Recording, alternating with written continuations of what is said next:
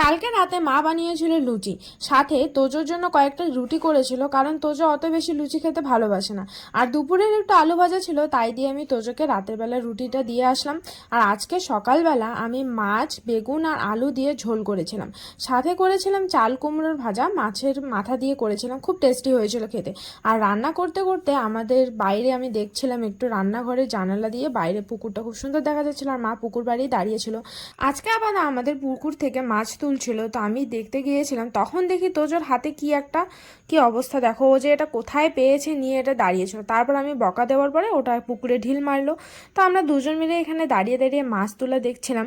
আর আজকে পুকুরে মাছ তোলা মেনলি আমরা চিতল মাছ ধরার জন্যই জাল নামিয়েছিলাম, কিন্তু প্রথমে চিতল মাছ তো উঠছিলই না, আর তোজো এখানে বড় বড় মাছ দেখে ভয় পাচ্ছিল, তাই ও আমাকে জড়িয়ে ধরে দাঁড়িয়েছিল।